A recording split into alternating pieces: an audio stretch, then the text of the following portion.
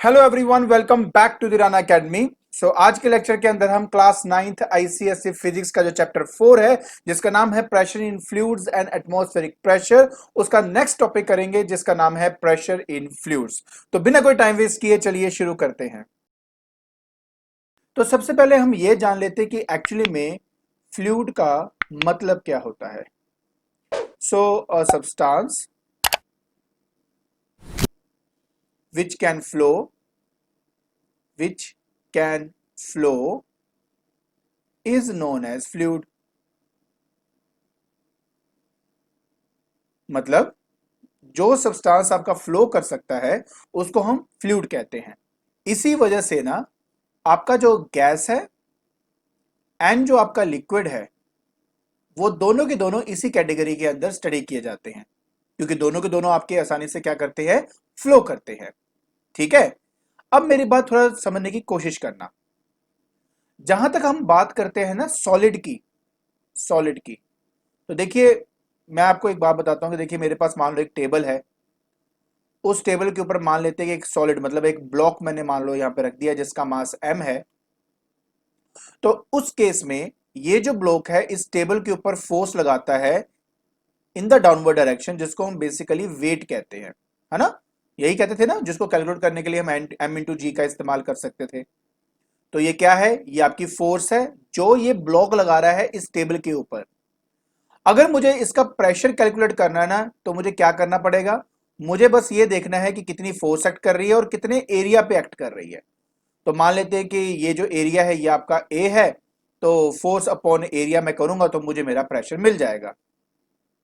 लेकिन जब हम बात करते हैं ना फ्लूइड की, तो कहानी थोड़ी सी चेंज हो जाती है। देखिए मान लीजिए कि मेरे पास एक कंटेनर है, उस कंटेनर के अंदर मैंने लिक्विड डाला हुआ है। ठीक है, मान लेते हैं यहां पे क्या है, मैंने इसके अंदर लिक्विड डाला हुआ है। अब पता क्या होता है, किसी भी पॉइंट पर जैसे मान लेते हैं कि अगर मैं बॉटम पे यहां पर अगर मैं प्रेशर कैलकुलेट करना चाहता हूं, तो सबसे पहले बात यह आती है कि फोर्स कौन लगा रहा है। तो एक्चुअली में ये जितना भी पानी का कॉलम आपको यहां दिखाई दे रहा है, जितना भी पानी आपको बेसिकली यहां पे दिखाई दे रहा है, ये इसका जो वेट है वो नीचे वाले सरफेस पे एक्ट कर रहा है, मतलब फोर्स एक्ट कर रहा है। तो कितना फोर्स एक्ट करेगा पर यूनिट एरिया, वो हो जाएगा प्रेशर बॉटम पे। बट आपको पता है कि इसकी जो फ्लूइड नेचर होती है जिसकी वजह से ये आपका इधर की तरफ भी प्रेशर लगाएगा, ये आपका इधर की तरफ भी प्रेशर लगाता है।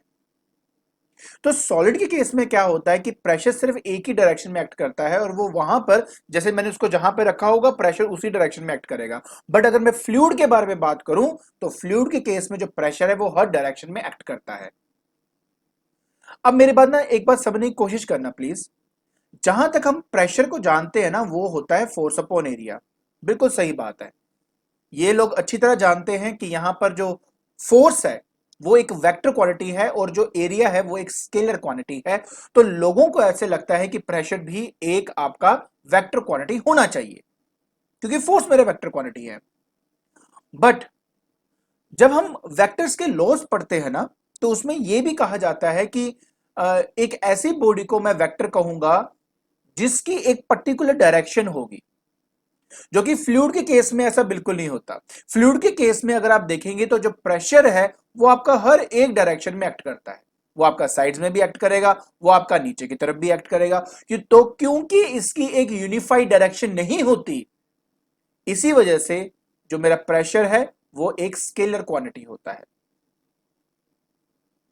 आई होप अगर किसी के मन में यह बात आई हो कि जो मेरा प्रेशर है वो स्केलर क्यों है, तो आई थिंक आपको आपके क्वेश्चन का आंसर मिल गया होगा। तो क्योंकि इस प्रेशर की एक यूनिफाइड डायरेक्शन नहीं है, इसी वजह से it is a scalar quantity. और जब भी हम इनको ऐड करते हैं तो अलजेब्रिकल ही ऐड करते हैं, ठीक है ना, जो कि स्केलर क्वांटिटीज को किया जाता है। तो एक बात ध्यान रखना कि जब हम बात करते हैं फ्लूइड्स की, तो वो ना ही सिर्फ नीचे की तरफ फोर्स लगाता है, बल्कि वो हर एक उस पार्ट पर फोर्स लगाएगा जिसके अंदर उसको रखा गया है। क्लियर हो गई बात? गुड। तो चलिए अब मैं आपको बताता हूं कि जो प्रेशर फ्लूइड लगाता है वो किन फैक्टर्स पे डिपेंड करता है और क्या फॉर्मूला है जिससे मैं उसको कैलकुलेट कर सकता हूं। तो चलिए जल्दी से वो फॉर्मूला जो है वो ड्राइव कर लेते हैं। देखिए क्या करेंगे अब हम। तो मान लीजिए कि मेरे पास क्या है कि एक कंटेनर है, ठीक है, थोड़ा ध्यान से देखना कैसे करेंगे इसको। तो मान लेते हैं कि मेरे पास क्या है कि एक कंटेनर है, उस कंटेनर के अंदर मैंने लिक्विड डाल दिया, ठीक है। आप कहेंगे तो पानी है तो पानी डाल दो, कोई लिक्विड की बात कर तो लिक्विड डाल दो, जो आपको ठीक लगता है, ठीक है। मैंने इसमें क्या डाल दिया, लिक्विड डाल दिया। अब ना मैं क्या करना चाहता हूं कि मैंने ना इसके अंदर एक इमेजिनरी सिलेंडर कंसिडर कर लिया। इमेजिनरी सिलेंडर, देखिए कैसे, मैं बताता हूं आपको, डोंट वरी, आराम से समझो, मैं बताऊंगा आपको। It is an imaginary cylinder. ये किस चीज से बना है, अरे उसी लिक्विड का तो है। मैंने बस उसका एक पार्ट कंसिडर कर लिया जो कि देखने में एक सिलेंडर है ये पानी का ही, मान लो अगर पानी डाला हुआ है तो ये पानी का ही सिलेंडर है, समझ लो।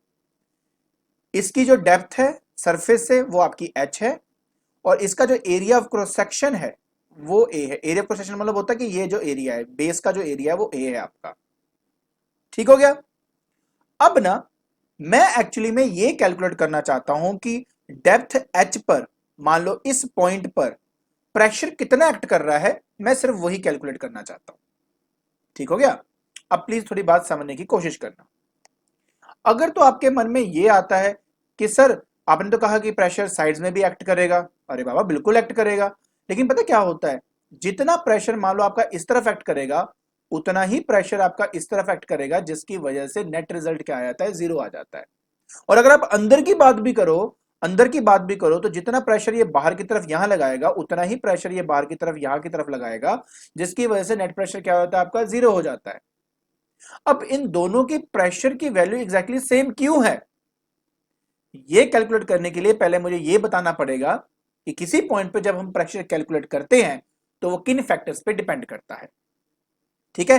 तो जल्दी से अब हम जो इस नीचे वाले पॉइंट पर यहां पे जो प्रेशर एक्ट करेगा इसको कैलकुलेट कर लेते हैं।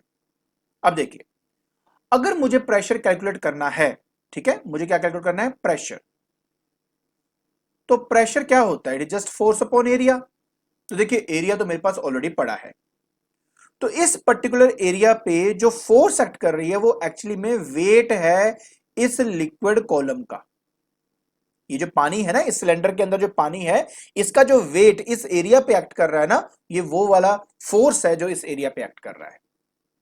तो पहले हम जल्दी से इस वेट को कैलकुलेट कर लेते हैं। तो देखिए, अगर मैं वेट की बात करता हूं तो वेट क्या होता है, this is mass into acceleration due to gravity, यही होता है ना, बिल्कुल ठीक है।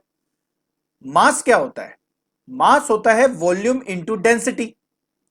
तो वॉल्यूम किसका, लिक्विड का, डेंसिटी किसकी, लिक्विड की ही, क्योंकि लिक्विड का ही बना हुआ है ना, तो उसका वॉल्यूम ले लिया, उसकी डेंसिटी ले ली और इसको जी से मल्टीप्लाई कर दिया। अब क्योंकि ये सिलेंडर है, इसका वॉल्यूम क्या होगा, देखिए एरिया तो आपका ए हो गया, हाइट आपकी एच है, तो जिसकी वजह से आपके पास आ जाएगा एरिया इंटू हाइट। देखो ना, एरिया का क्या यूनिट होता है, मीटर स्क्वायर, हाइट का क्या होता है, मीटर। तो मीटर स्क्वायर इंटू मीटर करूंगा तो क्या बनेगा, मीटर क्यूब, जो कि वॉल्यूम को रिप्रेजेंट करता है। अगर किसी के मन में आ रहा है सर जो वो सिलेंडर होता है ना उसका जो वॉल्यूम है वो तो पाई आर स्क्वायर एच होता है, अरे बाबा वही है ये। देखिए थोड़ा ध्यान से देखो, अगर मैं ये कह दूं कि इसका रेडियस आर है, ये वाला, तो ये जो सर्कल आपको नीचे दिख रहा है इसका एरिया क्या होगा, पाई आर का स्क्वायर, और हाइट क्या है, एच, तो बन गया ना पाई आर स्क्वायर एच। तो area is equal to pi r square आप लिख सकते हो, समझ में आया। मैं यहां नहीं लिख रहा ताकि फॉर्मूला बन सके, ओनली फॉर दैट रीजन, और कोई रीजन नहीं है। तो देखिए एरिया इंटू हाइट, ये बन गया आपका वॉल्यूम ऑफ अ सिलेंडर। इसके साथ हमने मल्टीप्लाई कर दिया डेंसिटी। अब देखो डेंसिटी को रिप्रेजेंट करने के लिए कई लोग डी का इस्तेमाल करते हैं, कई लोग रो का इस्तेमाल करते हैं, इसको रो बोलते हैं। तो ये भी डेंसिटी को ही रिप्रेजेंट करता है, तो मैं यहाँ पे रो ही का इस्तेमाल करूंगा ताकि आपके बुक के साथ मैच कर सके। तो रो मैंने यूज कर लिया as a density of a liquid, साथ में तो जी हमारे पास है ही है। अब मैंने इस वैल्यू को उठाया और उस फॉर्मूले में डाल दिया, तो देखिए ये बन गया A into H into rho into G, और नीचे क्या था, एरिया। लो जी कैंसिल कर दिया, और जैसे कैंसिल किया आपके पास आंसर आ जाएगा एच रो जी। तो एक्चुअली में किसी भी डेप्थ एच पर, ये हाइट नहीं है यहाँ पे डेप्थ होता है, ठीक है, सरफेस से नीचे, हमेशा याद रखना है सरफेस से नीचे इसको कंसिडर किया जाता है। नीचे से ऊपर मत कर देना प्लीज, बेस से ऊपर मत लेना, सरफेस से नीचे की तरफ लेना है, ठीक है। तो ये जो प्रेशर होता है ये तीन चीजों पे डिपेंड कर रहा है, एक तो आपका डेप्थ पे, दूसरा ये डिपेंड कर रहा है डेंसिटी ऑफ लिक्विड पे, और जी कर रहा है एक्सेलरेशन ड्यू टू ग्रेविटी। आपने एक चीज गौर करी यहां पे, डेंसिटी ऑफ लिक्विड तो अगर मान लो चेंज नहीं है, देखो अगर मेरे पास ऑल ओवर पूरा का पूरा पानी है अगर, तो डेंसिटी में तो कोई चेंज नहीं आएगा, वो एज इट इज का एज इट इज रहेगा। जी इसकी वैल्यू भी कांस्टेंट ही होती है, जो कि लगभग हमारी 9.8 मीटर पर सेकंड स्क्वायर होती है। तो बात रह जाती है सिर्फ डेप्थ पे। तो जितना डेप्थ आपका नीचे होगा प्रेशर इंक्रीज होता जाएगा। अब मेरी बात समझने की कोशिश करना, मैंने यहाँ पे दो एरोज लगाए थे ना, कि ये एरो लगाया था कि ये एरो लगाया था। अब इन दोनों का जो डेप्थ है वो एक जैसा है। अगर इन दोनों का डेप्थ एक जैसा है, मतलब इस पॉइंट पर जो प्रेशर एक्ट करेगा वो एक्जैक्टली सेम होगा, and they are acting in the opposite direction, तो नेट रिजल्ट क्या आ जाएगा, जीरो आ जाएगा। I you getting my point?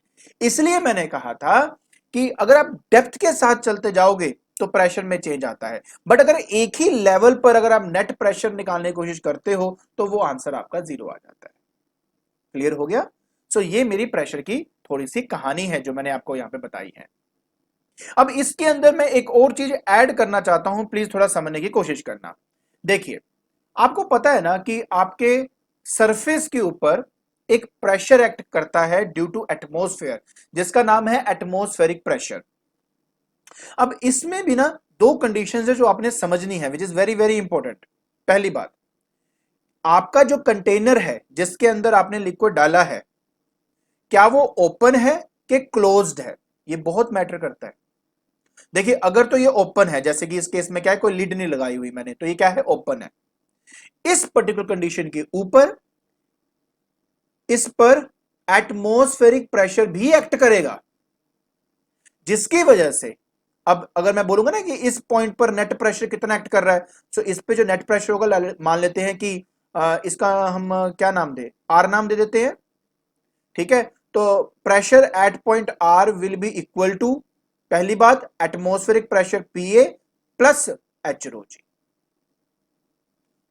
तो अगर तो लिड है आपकी ओपन, तो एचरो जी क्यों, क्योंकि जो पानी जितना हाइट पे है ना, मतलब इस पॉइंट के जितनी हाइट के ऊपर पानी होगा उसका प्रेशर देखो आर पे लगेगा लगेगा।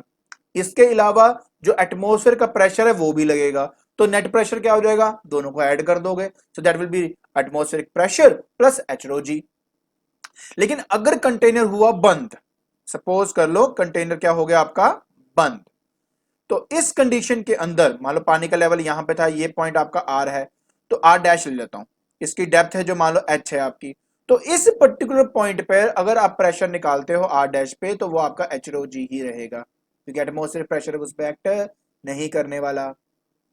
अब पता क्या सबसे बड़ी प्रॉब्लम क्या होती है, सबसे बड़ी प्रॉब्लम ये होती है कि जब आपका कोई न्यूमेरिकल आता है ना, उसमें बिल्कुल नहीं क्लियर किया जाता कि यार उस पर लिड लगी है कि लिड नहीं लगी हुई। तो उस केस में मैं क्या करूंगा, उस केस में बस आपने इस बात का ध्यान रखना है कि अगर न्यूमेरिकल के अंदर एटमॉस्फेरिक प्रेशर दिया हुआ है तो हम उसका इस्तेमाल करेंगे, और किसी भी पॉइंट के अंदर अगर आप प्रेशर निकालना चाहो तो आप उसको एटमॉस्फेरिक प्रेशर ऐड कर दोगे और आपका आंसर आ जाएगा। लेकिन अगर एटमॉस्फेरिक प्रेशर नहीं दिया हुआ तो आप डायरेक्ट फॉर्मूला लगाएंगे H rho G, that is the only way to solve your numericals. Otherwise अगर देखा जाए तो इनको बताना चाहिए कि it is a close container, it is an open container, क्या है ये आपका, so it actually matters. Clear हो गया? राइट। अब आप ना इस फॉर्मूले को ध्यान से देखो, जो प्रेशर है वो तीन बातों पे डिपेंड कर रहा है, एक तो डेप्थ पे, डेंसिटी पे, जी पे। आपने कहीं पे एरिया देखा? नहीं ना।